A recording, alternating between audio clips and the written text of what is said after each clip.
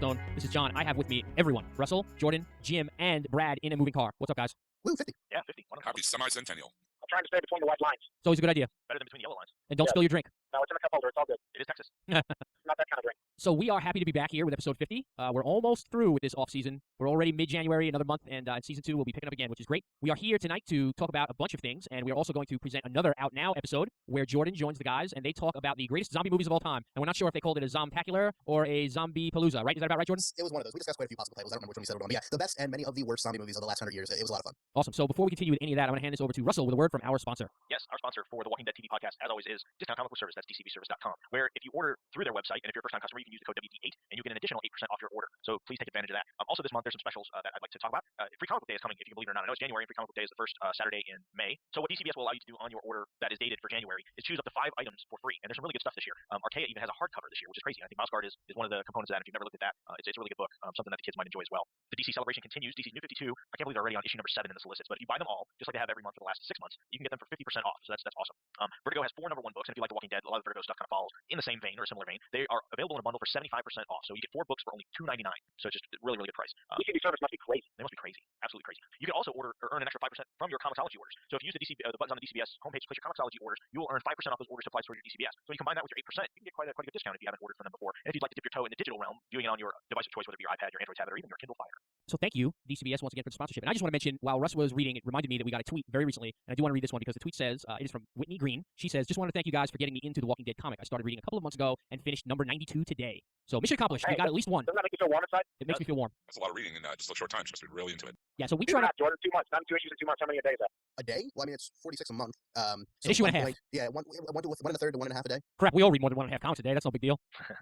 Never mind that. I rescind my impressiveness.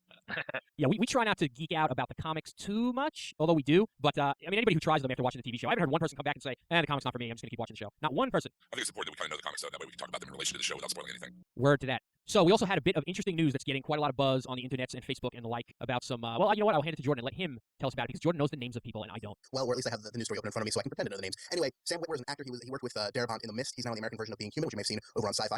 And you also seen him in The Walking Dead, although you might not have realized it. In the pilot, when Rick crawls into the tank and he grabs the grenade off of the dead soldier or the zombified soldier in the tank, that zombie was actually played by Sam Witwer. And he was clued in at the time by Darabont that, hey, I've got this idea. Season 2, you're going to come back. We're going to basically have a flashback episode and tell the story of you and your squad and how you got to the point of being in this tank. Although Witwer actually was under the impression that this was going to be a web series, kind of like the one we had for Bicycle Girl this summer. So this story gets out there because he talked about it, and a lot of people are like, oh, that sounds really cool. Well, Pinnacle News reached out to Frank Darabont, and he sent them back an email confirming what was going on, but he cleared up that it wasn't going to be a web series. It was actually going to be the season 2 premiere. This was his original idea, and I'm going to read a bit of what he said. It's a long letter, so I'll just read one paragraph here. But he said the idea to do this was a very focused You Are There documentary feel. Not going on shaky cam, but still making it a bit rawer and grainier than the rest of the show. We start with a squad of maybe 7 or 8 soldiers being dropped into the city by chopper. They have map coordinates they need to get to. They've been told to report to a certain place to provide reinforcements. It's not a special mission. It's basically a housekeeping measure, putting more boots on the ground to reinforce key intersections and installations throughout the city. And we follow this group from the moment the copter sets them down. All they have to do is travel maybe a dozen blocks. A simple journey. But what starts as a no-brainer scenario goes from the city is being too secure to holy crap, we've lost control. The world is ending. Our squad gets blocked at every turn and are soon just trying to survive. I wanted to do a really tense, character-driven ensemble story as communications break down, supply lines are lost, escape routes are cut off, morale falls apart, leadership unravels, mutinies heat up, etc. So he wanted to do that. He wanted to have this team kind of maybe they would happen across Andrea and Amy or other survivors we'd see later. So you could bring in some of the people who have been killed off in the show and tied in that way. And of course, the thing that jumps out to me is probably a lot of our listeners is first that sounds really cool, but also that sounds really expensive. And the idea was he wanted to do every season 1 or 2 episodes as like a season opener or a season closer that were not outside of continuity, but they were outside of the main timeline. So for this one, season 2 premiere, you jump back, you do an entire episode that doesn't focus on our major plot, but focuses on a story like this, something that's separate. And of course, as we know, because we've seen season 2 premiere, this isn't what happened.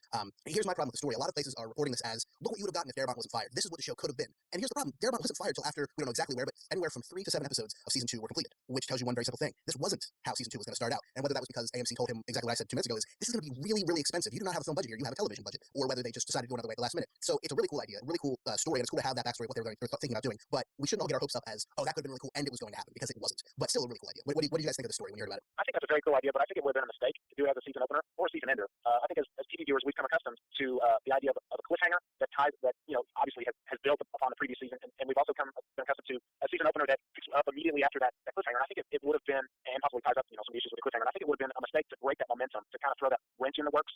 To me, that is it's a cool idea, but I think it would have worked better in the middle of the season, perhaps. God knows it would have worked better in the middle of the first half of the second season with the drawing out of the Sophia, where's Sophia line. But I love continuity. I love details. I love weaving story levels in with each other. That's why I'm a huge fan of the Saw movie series, because they the levels upon levels of storytelling in all 7 of those movies is, in my opinion, very well done. So I would have enjoyed something like that, but I think it would work, for me personally, would have worked better mid-season and not at the beginning or end of a season. Well, there's kind of a precedent for this, quote-unquote zombie origin story type thing with the Bicycle Girl webcast. Like how did that zombie get there? Now, he wants to do the same thing with Whitworth's character, the soldier. How do you get inside the tank when Whitworth gets there in the show? So there's kind of a precedent for that. Jordan, of the 2 scenarios you lay out, I would more believe the former. That Darabont probably went to AMC and said, "Here's what I want to do." And AMC that said, "A, you can't open a network show with a character that's not on the regular cast, and B, we can't spend this much money on an one-off episode like that." So of your 2 scenarios, I would tend to believe the former more than the latter. I don't have any inside knowledge or whatever. It just seems like Darabont came out with this movie aesthetic and then was kind of brought back to reality by AMC with the TV budget, and then that's left. And now I hear Darabont is working on a new series for TNT called LA Noir. I guess it's the same name as the video game that came out last year. No connection. No, it's based on a book called LA Noir, and it's LANOIR instead of NOIRE. So Right. it would still get Aaron Stanton to start, and I saw a couple people suggest that because he was the main character in the video game, but still could be very good. I kind of would have thought that Darabont would have learned his lesson by now, that you can't do this really expensive stuff on television that you'd like to. I mean, hopefully TNT's made him a great deal, or he's found a way to cut costs. Maybe he learned that lesson from The Walking Dead, but I'm definitely interested to see it. Well, Jordan, how many TV shows has Darabont done? Just The Walking Dead? Just The Walking Dead, and I think that was a huge wake-up call for him in many ways. Yeah, I mean, he's used to having a big budget. That would be difficult. It's difficult to break a habit. He had a habit of a big budget, and then if you're used to having a supreme pizza, and then somebody in the ether tells you, "Oh, you can only have one topping on your pizzas for the next year and a half," that'd be hard to do. I think we should add that part of the reason that there was such a huge reaction of, oh my God, I can't believe AMC did that, it would have been so great, was the way that Whitmer portrayed the whole story. He's certainly anti-AMC and pro Frank Darabont. Well, he was saying that he also knew people that were still in the cast and still working on the Walking Dead show, so he didn't really want to badmouth the actual people doing the show. He said that a few times during his talk or whatever. He didn't want to go out. He wasn't going after the cast or anything else. But I mean, think about it. He's a young actor. Obviously, he would love to work with Frank Darabont in the future. Whose side do you think he's going to take? Well, didn't he say he and Darabont were buddies? Yeah, they've done movies. They did The Mist before. They did, of course, the premiere of The Walking Dead, and there was this idea of doing more Walking Dead with him. So yeah, there is that relationship for sure. I watched that video of him, and it really came across to me as sour grapes on the part of somebody who was just like, "Well, damn it, I really wanted to do this, and now I can't. I'm going to go pound." That's the way it came across to me. I wonder, for me personally, if some of this is not maybe a conversation that took place and that these plans weren't as concrete as he's making it seem that they were. Is he making it sound like this was carved in stone? And I'm wondering if this wasn't just kind of one of those Hollywood things where it's a bunch of stuff that gets floated around in ethers and they're just trying to see what sticks. But the other thing that I think this might have been primed for was this could have been a really great deal with Netflix. Netflix got season 1 fairly quickly, and I think given that Netflix is going after original content, I mean they've got Lilyhammer coming out with Stephen Van Zandt from The Sopranos and from the E Street Band, and they've got House of Cards with Kevin Spacey coming out in 2013. So And I think let's not forget season 4 of Arrested Development, which I am super jazzed for. exactly. I think maybe AMC could have played their cards right and ponied up a little bit of cash to do this, and made it even a Netflix exclusive. And I think Netflix would have had a little bit of cash to make that happen, and then they could have given themselves a little more attractiveness for people to watch The Walking Dead on Netflix. When they got it. So, and then it's something else that AMC could turn around and add it to either a season 1.5 Blu-ray set, or they could have held off on a season 1 special, or put it on a season 2 set or something like that. I think there's ways that they could have made this happen with maybe going a little light on the budget, but also maybe had a little bit of help, or even Amazon. Maybe this could have been a way for Amazon to stick their toe into the premium original content water. They've got definitely had more cash around to burn than say Netflix does. It could have been something they could offer Kindle Fires too, even to entice people to buy more Kindle Fires and help defray some of the cost of that to sign up for Prime. So I think maybe if they would have thought about it, this could have been a little bit of a missed opportunity. A lot of these digital platforms are going to be fighting for exclusive content, I think, in the next few years. It just sounds so ambitious. Like there's no way that this sounds like a 1-hour episode. Yeah. It sounds like it's another 90-minute one or something. or like its own TV series or a movie. It sounds like it doesn't. It sounds like Black Hawk Down with zombies, which I think I might have gotten that from I think that's pretty much what either where Darabont said almost specifically. Yeah, and it does sound really cool. Don't get me wrong. Yeah, it might even end up being something like what World War Z ends up being, because Yeah, many of the chapters in World War Z are this kind of feel, like military against the zombies. Brad, did you ever finish reading World War Z? No, I got distracted by another book. I'll be honest with you. I'm having a really hard time reading World War Z, probably because I'm not a fan of history and geography, and admittedly, I don't know enough about world geography that every time it would go to another vignette, I'd have to pull out Google and say, okay, where is this? And it got to be kind of a hassle. Maybe blame the Texas education system, I suppose. But I want to read it. There was some good stuff. I enjoyed it, but no, I did not finish it. I'm interested to see the movie adaptation. It was a good book. Yeah, I enjoyed the book as well. I was just trying to make a parallel between the military stuff, and I think it has some similar moments. Is Brad Pitt supposed to be the reporter guy? I think that it's a very, very loose interpretation of the book. I think they're taking the basic idea and making it, Hollywood zombie versus whoever movie. Plus, it's looking like it's going to be a trilogy now, so they can split up the stories that way. Yeah. All right, so I guess we're ready to run our Out Now show. Hey, before we pass things off to Jordan, let me just take this opportunity to let our lovely listener base know that they will soon have another opportunity to listen to a couple of us go on and gush about another TV show that's coming out in the near future. John and I have been trying to cook up something behind the scenes for a while now. We have decided that we will be doing a new podcast all about the TV show Alcatraz, coming out on Fox very soon by J.J. Abrams. We're huge Lost fans. We want to give J.J. Abrams the benefit of the doubt on his new show. And keep looking out for that. John doesn't tell me what the name of our show is. You thought of the name. I think it's pretty brilliant. I'll let you say it. It's not very brilliant. It's Podcatraz. So that's our show for the new Fox Alcatraz television show. And I don't know if it's going to be on HHWLOD right away. I think we're doing some site changes, and it might be some time before that happens. But we'll let you know. We'll tell you on Twitter and Facebook when it's available on iTunes and how to get it and stuff like that. And I think it really, for me, comes from the Lost love. I mean, I'm hoping that he brings some of that mystery element back, and it sort of parallels it in some way. I know it's Fox and not ABC, but it is Abrams. Yeah, and, this may be the shortest podcast on record, seeing as how the show's on Fox. Make it canceled before time. It's going to be on Friday nights in 3 weeks. It'll be over in a season. So yeah, and you guys that do the Twitter thing, you can go ahead and follow Podcatraz on Twitter for get some updates on when and where the show will be available. Thank you, Brad. Very cool. So we're going to hand it off to the guys over at Out Now with Aaron and Abe and myself. You can, of course, send us a voicemail at 516-468-7912 or an email, comments at walkingdeadtv.com. You can also hear our shows on our YouTube channel, Walking Dead TV Podcast, where you can also catch Comic-Con videos, contests, and more. Don't forget to check out hhwlod.com for all of our great shows like Half Hour Wasted, Legion of Dudes, the PKD Black Box, and Out Now with Aaron and Abe. And keep an eye out for our less regular shows like the brand new Tech Dudes podcast. Episode 4 just came out. And, of course, all those shows we found on Facebook as well. And don't forget to check out forumforgeeks.com where you can find the Walking Dead Podcast Network and follow us on Twitter at WDTV Podcast and at HHWLOD_network. And I'm not going to end this with a liner because I'm pretty sure I did one in the Out Now show. So have a good week, happy episode 50, and please enjoy the podcast to follow. Bye-bye. So what's the plan then? We're going to Winchester.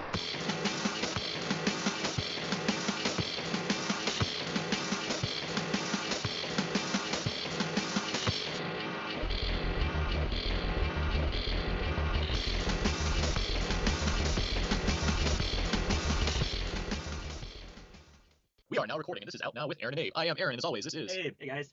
This is our Out Now Zombtacular, which is basically another episode that's kind of in league with the Walking Dead TV podcast, one of our sister shows that we're happy to kind of help out and fill in during the hiatus of the Walking Dead TV series. So this is kind of a bonus episode for Out Now and a special episode for Walking Dead TV podcast. So, awesome to be involved in this whole kind of mixing between the two. And, regularly Out Now is a film podcast, which says Abe and I discussing new movies, but we're kind of foregoing that again to talk all about zombies this week. And joining Abe and I to discuss zombie movies, just a bunch of zombie movies, we have one of the hosts of Legion of Dudes podcast and the Walking Dead TV podcast, and the man who always has some big fancy college lingo to share with us, Jordan from Jersey. And, and my favorite Mr. DVD, and with an upcoming blog title, Is It Up Yet? Alec Aguilera. What he said. Innuendo. As I've said, this is going to be our Zombtacular special episode. We're going to just go over a lot of zombie movies, kind of starting chronologically. We're going to kind of go from the beginning and go all the way up to current times, and kind of discuss the ones that we have more to say about, and just kind of mention ones that we don't have more to say about. And fun fact for you guys who are podcasting with us, so the listeners already know, this is part of episode 50 of the Walking Dead TV podcast. So, woo! Special 50 episode, nice. We're going through the top 50 zombie movies. Counting down to number 1. Abe going, being personally great at ranking things. He's actually ranked 50 zombie movies in a row. So I'm sure if you ate 50 movies and they told him to make a list of 50 movies, he'd probably pull up 27. I was gonna get that too. Let's see. There's one real announcement before we get started. iTunes reviews and ratings. Awesome to get those. Be cool. It's really easy to do, and it helps us out. So, if anyone feels like putting in an iTunes review rating, more than welcome to. Be nice. Be cool. Honestly, that's it. So let's just go into this. We're going to, as I said, we're going to go through. I'm going to start chronologically, basically with the earliest zombie movie. I'm just going to name that one out in the year, and then I'm just going to kind of go down a list that I created of all these zombie movies, and it's going to mainly be the ones that are very popular and well known, or deserve some regard. And generally, we'll just kind of keep talking about the ones that we know enough about to have a conversation over. So, with all that said, here we go. Starting everything off. 1919, The Cabinet of Dr. Caligari, which I guess would be considered the very first zombie movie. Maybe zombies in quotes, maybe it's not. But has anyone seen this movie? I have not. I generally hear the next one on your list referred to as the first, Yeah. but I'm sure that the cabinet is probably just grandfathered in due to content. But no, I have not seen it. I was not born. I can only assume Abe hasn't seen it. Oh no, actually, I was fighting in the war at that time. Get a bad Which war, Abe? World War I. It was over in 1918 actually. So I had the Spanish flu. Good for you. Well, it's a silent horror film. I've seen bits and pieces of it way back when I was in doing a film school class actually, but don't have much to say about it honestly. So I will move on to White Zombie from 1932, which is technically considered the first zombie movie. It even has zombie in the title, and it stars everyone's favorite Dracula, Bela Lugosi. And Rob Zombie. I have not seen this movie. You're gonna hit that a lot tonight. Oh, we'll get higher. Did you guys know that Rob Zombie named his band after this movie? You sure it wasn't the other way around? Oh, Jersey, Jordan, I like to cut your jibs. I don't know what this has to do with boats, but okay, thank you. Here we go. Next. Okay, I haven't seen it. Yeah, I have not actually seen White Is it Zombie. like a white supremacist zombie movie? Because like Well, Reservation, but like exactly. It's the birthplace of zombie movies. Well, he only eats like white brains because he thinks the black ones are inferior. Well, I'm I mean, curious. the origin of the zombie mythos, the original ones, comes from voodoo culture and such, and so I'm sure the use of the word white is not coincidental if it had anything to do with voodoo culture. True. Sorry, I'll focus on this weird white supremacist zombie thing now, because now I have an image of a zombie like he's like trying to put on a hood every day, like just really being really upset about it, like just kind of like, and then he has to take it off and he finds somebody and he's like, and he's trying to eat it. Yeah, And that and him getting really frustrated, he can't like cross on fire. because he's afraid of fire. So it's, Yeah, it's very The so moving on from this horribly racist tangent. Now we get to everyone's favorite director, Ed Wood, whose 1959 film Plan 9 from Outer Space is considered one of the worst films of all time. And I have seen this movie. Has anyone seen this movie? I've I've seen seen it. bits and pieces. Plan 9 from Outer Space is kind of amazing.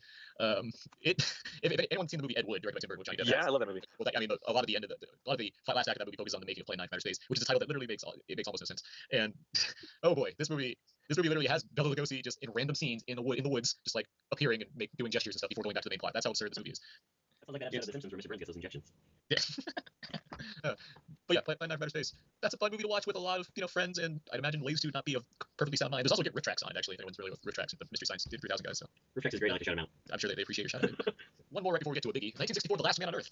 This is the first film of basically three films that were based on the book I Am Legend by Robert Matheson. And this is notable because the book I Am Legend really helped inspire George A. Romero, the creator of some really big zombie movies we're about to mention. But yeah, this first one, Last Man on Earth, had Vincent Price, and I have seen this movie as well because I like Vincent Price. It's a good movie. I like it. This is the only film version of I Am Legend I haven't seen actually, so I don't dislike it. It's arguably the best version of I Am Legend. It is. I know. Not exactly a high bar. It's not a high bar to reach because we'll get to those movies later that are also based on it. But I like this movie quite a bit actually. It's fun. What's the synopsis on it? Well, Vincent Price stars as a man who's on Earth, and he's the last of them. Wait, is this the third movie on the list so far that Vincent Price has been in? Or no, Bela Lugosi was. Oh, in wait, it. no, he's our zombie MVP so far.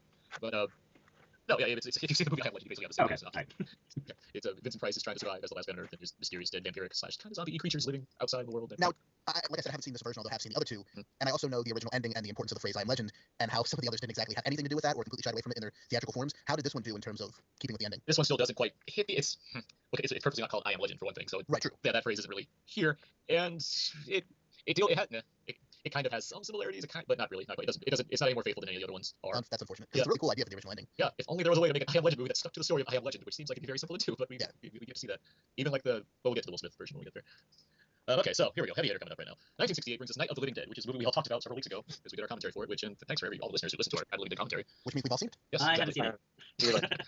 Well, which one of you didn't? Somebody didn't see like 6 minutes of it because it had a That weird. was yeah. That was That look, fucking zombie. you've seen most of it. I haven't seen the full film, so I don't know. You know, I've heard it. It's a lot like White Zombie. I don't see zombie butt cheeks. It's not a real movie. That was my motto in life for a long time. Before I was reviewing films. So. This movie, you guys brought up an interesting point when we were watching this, which is like there was a lot of like I guess social commentary going on in this movie that was discussed later, and I never really picked up on it. And then when I was watching, I was like, well, I guess you could really see a lot of like the tension or like race relations in this film. It's pretty interesting. It was done a lot more purposefully and a lot more overtly in the later Romero films too. Various returns, we'll say, some better than others. But yeah, it was definitely, if you're looking for it and you're familiar with the history of the time, you can definitely see what's going on there. This is, of course, the first zombie film of the new generation of zombies, if you will. They weren't even called zombies, they were ghouls. But this was, when you think zombies, you're thinking back to this movie. Yeah, this one really sets up all the rules for zombies, and we'll get down the line, we'll get to more modern versions, we'll see how those rules kind of fluctuate. But this one, sets up the basic thing of shoot them in the head and they're dead. And, they'll eat people, they're cannibals now. And, the various elements that, make zombies so lovable and cuddly and, make you want to curl up and fly home. Night of the Living Dead it's among my favorites, that's for sure. Ditto. But the Night of the Living Dead commentary is available on iTunes and hhwlv.com, and the movie Night of the Living Dead is incredibly easy to see because it's pretty much free anywhere you try to look for it. Yeah, YouTube, Netflix, and anywhere. You can free and legal. Yep. Okay, so next we have The Omega Man, 1971, with Chuck Heston, and this is the second version of I Am Legend. That's more or less my thoughts on that movie. A lot of gas. I haven't seen it. I honestly I like the Omega Man. It's not very good in terms of hey, why is this based off I Am Legend? But it's kind of fun to see Charles Heston badassing around LA in his convertible, fighting off ghouls. Fighting off black people in whiteface wearing giant sunglasses. It's kind of hilarious because of that. I mean, part of the reason I like this movie is I'm not a Charlton Heston fan as an actor. Like as a person, I don't care, which I know is the opposite of a lot of people. But I don't find him to be a very good actor. So that doesn't help. But yeah, He was strange. awesome in Wayne's World. In Wayne's World as gas station attendant. Be that as it may. That's like Charles. I can Charles zombies Heston all everywhere. day. And like I said before we started recording, I highly argue this being a zombie movie because, like, at least the two I've seen, this Night Legend, it's a vampire movie pretty clearly, but it's even barely a vampire movie. Yeah, it's It's a mannequin movie in many ways. It's a good movie too. It's a mannequin movie. Okay, well that's enough of the Omega Man. But all right, the next one. There's another one. This is kind of not quite a zombie movie, but kind of is in a way. It's The Crazies, the original The Crazies from 1973, directed by George A. Romero. And this was an interesting movie that I wanted to include on here, just because there's a few more films on this list that have people that have basically non-traditional zombies. And I argue this would kind of be one of them because it involves it's kind of a biological weapon turns people to crazies, but they're not dead. So it defies maybe a key rule of zombiedom, but it has people acting Zombie-ish? zombie because they're not even slow. Crazy matter? Yeah, they're acting crazy. But I don't know. I was curious. Has anyone seen the original The Crazies? It's one of the few Romero films I've not seen. I've not seen the original. I don't love this movie, but I do like it quite a bit because of the way he kind of handles. This is where he's really social commentary is kind of cropping up more. I think it's effectively handled. I think there's a lot of interesting ideas in this movie, compared to the filmmaking's not quite great. It gets George A. Romero's really gonna set up the scene in another film we're going to put on this list here, but I quite enjoy The Crazies actually for a few reasons. I saw about 4 minutes of the remake and I was like, it looks pretty good, but I gotta go do something else. I'll get to the remake later, but I think it's actually it's a successful remake in terms of remaking this movie. I can say that. Okay, so the next one on our list is 1978's Dawn of the Dead from George A. Romero. Now, yeah, this movie I'll say right now this is actually my favorite zombie movie of all time. As well. This movie is amazing to me. It's kind of a sequel to Night of the Living Dead. None of the Dead movies are really sequels to each other, except we'll get there down the line. But yeah, this movie it picks up once again. We have zombies around the world. Contamination's broken out, and basically people are trying to evacuate and go out. And we eventually follow 4 heroes to a mall, which many will probably be familiar with because most people have seen the remake, which is also quite good actually. I'd say. Oh, I see. We're just gonna wheel right by him. We're gonna try, brother. We ain't doing this for exercise, so we might as well try to get what we catch. No way it's gonna happen.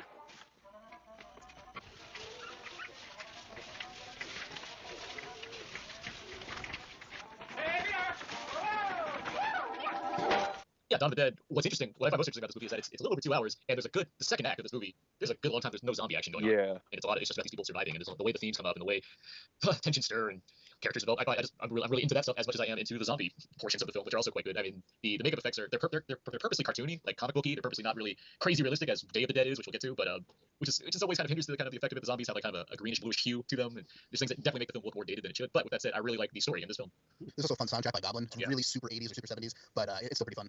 Yeah, for sure. The album soundtrack. It's my favorite zombie movie, but it's also one of my favorite movies. Oh yeah, I would say that. As well. I watched this movie when I was like 8, and Whoa. I had bad parents. I don't have lovely parents. But my brother didn't get. So it was like, yeah, watch it with me. I'm like, sure. And I wasn't terrified. I was like, because it was so colorful. And, like I was into it, but I always like, I don't know. I love zombie movies, and this movie just kind of it's long. And I almost want to do a commentary with you guys on this movie instead of Night of the Living Dead. And down the road, who knows? Dude, no, because I love this. I adore this movie. I've seen this movie so many times. There's just and it's kind of crazy how George Romero doesn't have the sense of timing in this movie. Months pass within this film. Yes. It's just like and from one scene to another, it's that. Remember, she's like, it's been like 3 hours since he's called, and it's like, oh, that just happened like 2 seconds ago. So like the pacing of this, I don't know, I love this movie, and the second act is slow, but you don't really notice you don't see zombies because you're getting so affiliated and you care about the actors. And this movie has a scene where one of the main characters turns, and it's heartbreaking. Yeah. Oh, man. It just tears your heart inside because it's someone that you grew to love and someone you really like in the movie, and then you see that this character is now going to die, and you're seeing this person die, and then what they have to do. This movie's great. I love this film. Well, one of the nice changes from Night of the Living Dead to this one is you do have these relatable characters that you don't hate all of them like in the first movie. Exactly. Not all of them, but most of the characters in the first movie are pretty terrible people and just annoying. And in this one, you can pretty much get where everybody's coming from. Even when like Flyboy is just an idiot when he gets himself into trouble, you still feel bad for him, even though you know you're acting like a moron. Flyboy is Michael Scott kind of thing where he does terrible things, but he tries. He has good intentions. Yeah. It's how it works out is just awful. This movie also introduces actor Ken Faree, who's become basically kind of a cult horror actor. But yeah, he's amazing in this movie. He's awesome. And Tom Savini shows up with a machete. Tom Savini shows up, and the climax of this film has just a giant biker battle basically against zombies. Which really introduces such a cool concept that's used in so many other later zombie films of just, you know, rogue base humanity who is more dangerous than the zombies. Like you had that in the first one with the, I don't know, rednecks necessarily, but the people walking and looking for all the zombies and eventually who do what they do at the end of the film, they're more just trying to save their land and their people, whereas this you finally see humanity just stripped down and gone crazy. Mad Max. There you go. Yeah, And that's added so much fodder to newer zombie stories. That's a good thing they added it. That's half of the storyline for the Walking Dead comic. Yeah, pretty much. And the best storylines too. Yeah. and the tagline for this one was, of course, when there's no more room in hell, the dead will walk the earth, which is a nice little mantra that's stuck in the zombie universe. Which I steal for the end of every single Walking Dead TV episode. So anything else about Dawn of the Dead before we move on? I have the special edition DVD that has like 4 versions of the film, Yeah. and they're all awesome. Yeah, that's another Yeah, point. There's multiple cuts of this movie. It's also the only DVD case I have that I know of and that I've ever seen that incorporates Velcro. So that's a fun fact for you. All right, well, let's move on then. Next film on my list here is 1979's Zombie 2. And But what about Zombie 1, Aaron? Zombie 1 is actually Dawn of the Dead, a kind of it's basically Well, Zombie 1 is just the Italian title for Night of the Dawn of the Dead, right? Yeah, I think. yeah, that's what it is. It's like a short. It's a very chopped down version of Dawn of the Dead, basically strips away all the characters in favor of the zombie stuff, and was released in Italy. Zombie 2 kind of follows. Zombie 2 is almost like referring to Troll 2, where it really has nothing to do with the first one. It's just like, hey, here's the title. And Zombie 2 is kind of it's one of the kind of cult favorites for zombie fans. I'm just kind of okay with it. There's two giant memorable things in it, which I'll say in a second, but I overall don't really care that much for Zombie 2 as much as I know many others do. But it is an Italian zombie film directed by Lucio Fulci, he's kind of a horror icon in Italy, along with people like Dario Argento, stuff like that.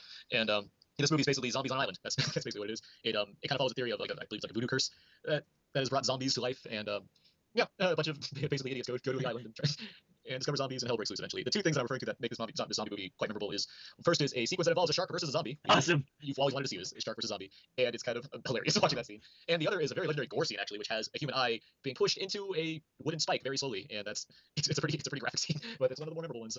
The zombie series is pretty much the most glaring hole in my zombie film knowledge. I haven't actually seen any of them, and I need to rectify that. That and Reanimator probably are the two. Reanimator. We'll get to that too because that movie is amazing. But now this was just to go on a slight tangent. This was several years before Cannibal Holocaust, right? Correct. Like 83 or 4. Yeah. I mean, that is I think the only Italian horror movie I've seen, and that movie is brutal. So I'd be interested to see these for more than just the fact that they're zombie films. Also knowing what Italian horror can do. Yeah, Italian horror loves color. I can say that. So there's no shortage of making things interesting visually. But yeah, Zombie 2. I know there's a lot of fans out there that are bigger fans of Zombie 2. I know it just actually got recently released in a very special Blu-ray package, so I'm sure it looks better than ever. But I'm just not that interested in watching it that much again. But yeah, there's certainly some memorable stuff in that movie. So now.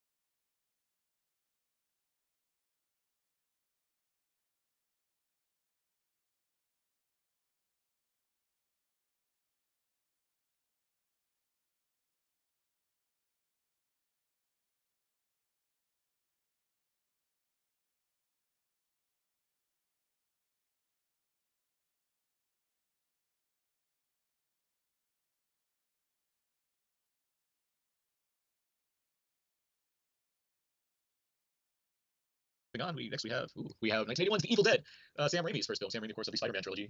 But before that, much like Peter Jackson started off in much more demented territory, Sam Raimi started off in hilariously awesome horror, over-the-top gore fests. And Evil Dead was the first film, of course. It also brought us Bruce Campbell in his first film role. And this is another one where they're kind of zombie. They are dead, and they do come back. So I'm counting it as a zombie movie. It's also very colorful. Oh yeah, it's Decent color. Yeah, and Evil Dead trilogy is my favorite horror trilogy of all time. It's my favorite trilogy of all time. I watch it every Halloween, and yeah, Evil Dead is basically the classic Cabin in the Woods story. A bunch of friends go to a cabin in the woods, and they do the old thing of going into the cellar, finding the Book of the Dead, reading from it, and invoking evil spirits to come back from life to kill them. You know, that old tale. And it's basically an excuse for Sam Raimi to let his crazy directorial style take over and have just outlandish but very low budget special effects work their way into just a horrible night for the character of Ash, played by Bruce Campbell. Anyone else have anything about Evil Dead they want to speak of? I'm actually not a huge fan of the Evil Dead films. I own them all. And I'm not a huge Sam Raimi fan. I'm also not a huge Bruce Campbell fan, although I like him as a person and I like him in some roles he's done. Just as a leading man, he doesn't work for me. A lot of his film choices haven't worked for me either. But they're okay, but I think they're massively overrated. Aaron, you should get your boxing gloves on. You're taking me all the way to California. All I can do is violently disagree because Evil Dead movies. I mean, it's also Well, I'm on Jordan's side. Woo! Yeah, well, you're so happy with Mexicans picking your fight. No, I think the movies are good. The first Evil Dead was one of the first movies I bought on Blu-ray for myself, and I like them. I just, I don't know, I think one of Sam Raimi's best movies is Simple Plan. When did you? Yeah, that's a good point. When did you first see the Evil Dead movies? Like '98. Alright. So I was like a teen. No, I don't know. I was like either in junior high or into high school. So I saw him at, I think, the right age. I wanted to see him. I'm a weird guy because I like the first one over the second one. No, that's weird, but that's not. It is weird. It's weird because I just think the second one is just him remaking the first one with a bigger budget and kind of loses a lot of its magic for me. you Because the first prefer one's your such. tree rape to take on a serious tone. What's that? You prefer your tree rape to take on a Yeah, I serious want my tree rape to be, you know, I want my tree rape to be hound dog status. I want it to be.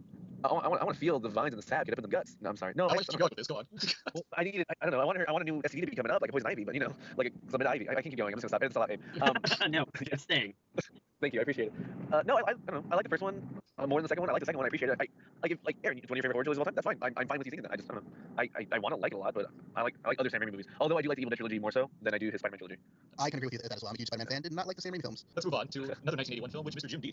was quite big on this podcast. Jimmy! Thank you. It's American Werewolf in London. Now, obviously, the movie's called American Werewolf in London, which makes you think, hey, isn't this movie about vampires? No, actually, And London? is this movie about werewolves and London? But no, it is. But it does have a zombie element in there because every time our hero kind of kills somebody, they kind of come back and in zombie form, essentially, kind of ghost zombie form. And I just want to shout this movie out because that's kind of a cool choice to put in here in terms of the kind of unconventional zombie movie genre. And it's also helps that American Werewolf in London is just a damn good movie. That's It's a damn good makeup movie too. It is, yeah, that makeup holds up, and Yeah. I would still hold it up as maybe the best werewolf movie. Honestly, I'm not. Wait, There's not that many to choose from, but you're right. Did you see Wolf with Jack Nicholson? Did you see Wolfman, the Benicio del Toro? You're supposed to say, did you see Oscar-winning Wolfman? Oh yes, that is correct. Yes, it did. One What Oscar. about the Shaggy Dog? And from there we can move on because that was going to top that. Next we have 1985's Return of the Living Dead. Has anyone seen Return of the Living Dead? I have not. Yes. Yeah. I have not. Yeah. And I looked it up on Netflix and they only have Return of the Living Dead 3 on Instant Queue. But I hear that's the best Three one. was not good. How's this movie? Bad but fun. It's like the punk rock zombie movie, right? Yeah. So like a bunch of rockers go to the cemetery, and from what I remember, because I was really into these zombie movies when I was a kid. So from what I remember, First, do we find out where the Living Dead went before they returned? yeah. Cabo. Yeah. They're on spring break. Okay, go I on. was gonna say Honduras, but yeah, no, how it works. No, apparently a bunch of zombie kids. I'm sorry, a bunch of punk rock kids go to the cemetery, hang out, get parties. This one girl ends up being naked for some Yeah. reason, and then because of a government accident, I think like some toxic waste gets in the air in the rain, so it's like a toxic rain which makes the dead living. And then they come back, and then the people who run the cemetery all freak out, and it's just a Living Dead movie that takes place in the cemetery, and it's terrible, but it's fun, stupid. That's where the whole those Return of the Living Dead movies are where the whole brain. Yeah, I was literally just going to ask you that. Yeah, that's where the Yeah, that's where it all started. So that's only what they go after is brains, and some of them can talk. So it's just really cartoony and has no social commentary whatsoever. It's Well, just stay out of cemeteries. Keep your clothes on. I think that's another message. don't trust a girl with a cold sores and neck tattoos. That was That is good advice. that was my motto before. Always wait for the white cheeks and film. Yes. Moving on. Our next film is another. There's a lot of 1985 films. 1985's Reanimator. 15 cc's of reHP. This is not an advertisement for a new movie. This is a warning. If you are squeamish, if you have nightmares, if you have a weak heart, before you experience Reanimator, think very carefully. H.P. Lovecraft's classic tale of horror, Reanimator. Remember, you've been warned. He's dead? Not anymore. Reanimator is a movie I am in love with because it is absolutely crazy. It is like one of the best college movies that there can be. Has anyone else seen Reanimator? I saw it recently, like 2 years ago for the first time. Basically, it involves it involves a couple characters. Are they like med students? They're med students, right? Yeah, I think so. It involves a couple med students, and one guy gets a new roommate played by Jeffrey Combs, who becomes kind of a cult horror icon among others. And Frighteners fame. Frighteners fame, really? Frighteners. Awesome. And what we find out is that Jeffrey Combs' character is trying to reanimate deceased corpses. Essentially, he's a reanimator, and he kind of invents a serum that does this. And it's basically just a giant excuse to have really elaborate, gory special effects that are kind of amazing. And it's a hilarious movie. It's definitely a cult movie because it's not a movie for everybody. But anyone that gets kind of the humor of this movie, it is kind of amazing. It was really fun. I enjoyed it. I don't own it, but I don't feel like I need to because I probably wouldn't watch it again. But I wouldn't be like by myself going, yeah, I want to watch this. I'd be like, hey guys, come over, and the guys that want to watch it already own it, so there. It's a fine film. It's fun. It's kind of quirky. It's kind of dumb. I assume if you're under some sort of influence, it'd be a lot better. But I'm essentially straight edge, and it's just kind of not as fun as it could be. Moving on, we have another 1985 film, and this is another heavy one. Day of the Dead from George A. Romero, his third film in his zombie series, his Of the Dead series. And Day of the Dead, I would have said it's one of the lesser ones, but I still like this movie quite a bit. I certainly like it more than some of the later ones that we'll get to later on for George A. Romero. But Day of the Dead is notable for basically having crazy, awesome gore effects from Tom Savini. It's kind of Chef Rocket from Mr. Rogers. Oh yes. And like the dean of Pittsburgh University or something like that. The dean of some university around Pittsburgh is one of the zombies as well. Wait, for real?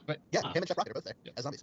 Day of the Dead basically picks up basically a long time after kind of the zombie outbreak has occurred, and at this point it deals with kind of a group of survivors who work for the government, and they work in like an underground base camp where they kind of round up zombies for experiments based on one of the scientists down there does a lot of experiments on zombies, and lots of tension ensues in this movie. When I first saw it, I saw Dawn of the Dead first, and then I saw this film, and I had high expectations for it. Before I saw it, I was like, oh, Dawn of the Dead was like this, and Dawn of the Dead, it must be a bigger scale, because I assumed it'd be a bigger scale. It's the whole day.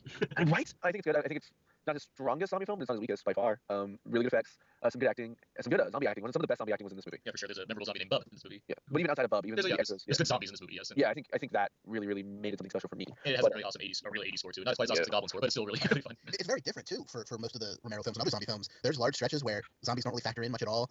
This one really makes it that people are the danger, regular humans, and I think it's also the only one where you don't see anyone bit and turned. You see people bit, you see zombies, but I don't think you ever see anyone who's bitten get turned in the film. That's very interesting. I never thought about that actually. But it's got all those things. Like there's a scene right at the beginning, so it's not gonna spoil it for people who haven't seen it, where I think it's a dream sequence. Well, it's definitely a dream sequence of some type, but where the main character she's in a room and all these zombie hands just burst through a wall. Yeah. There's a lot of things like it where it just catches you off guard, and like I said, there's a lot of things very differently. It's not set in the Northeast; it's set in Florida. The whole military thing, the fact that it's underground, and that it takes place not as long quite as long of a period as Dawn of the Dead. Oddly enough, considering we're talking about Dawn versus Day, but it takes place over a considerable amount of time, and the setting's just so different. It's one you can watch.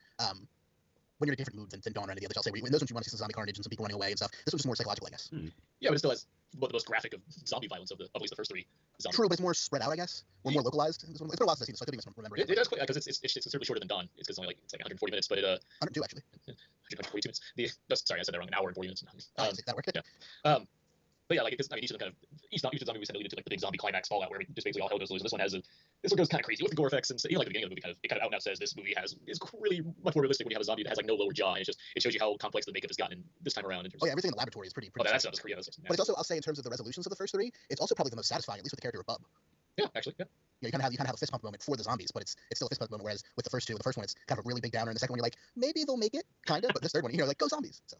Yeah, I have the best reaction to Dawn, just how that movie plays out, and how its tone works out. Even with the end, where there's a little thing that some would almost think betrays kind of the theme of the movie. I don't, and I kind of like how it ends a lot. Dawn of the Dead. And a little theme for when that moment happens is amazing. Yeah, it is.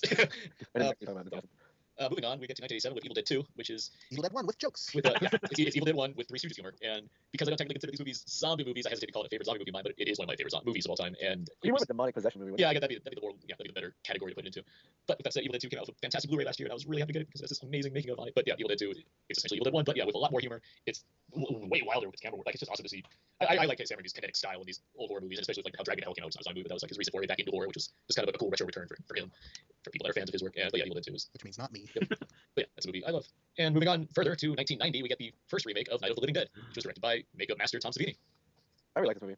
I believe Abe has seen this movie. It has Candyman in it, yeah. It does have Tony Todd in it, yes. I did see this movie. I thought we were going to do a podcast for this one. I was like, oh, this is a pleasant surprise. Go back to the 60s. I haven't seen this movie in a long time, so I'm way weary on I've not seen it at all. Really? It's really good. I really like it. I think the female leads are stronger in this movie. Is that right, Alan?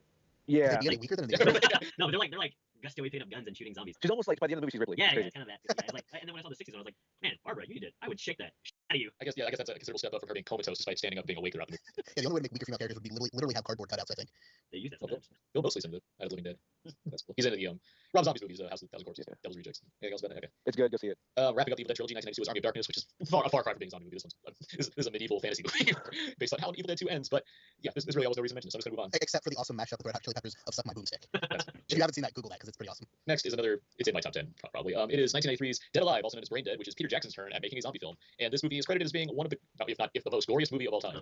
And have you guys seen Dead Alive? No. Unfortunately not. It's another one on my list. Okay, this is Peter Jackson before he got he's not even gotten serious now. This is Peter Jackson when he still is insane. Like I'm gonna make just craziness happen, and that's what Brain Dead is. Actually, before Shaun of the Dead, this was the first romantic comedy with zombies because that's really what it is. It involves a young man who's living with his mother who kind of falls in love with a girl and tries to make romance work. But of course things go terribly wrong as a zombie infestation takes over, and he's in charge of basically containing it in his house.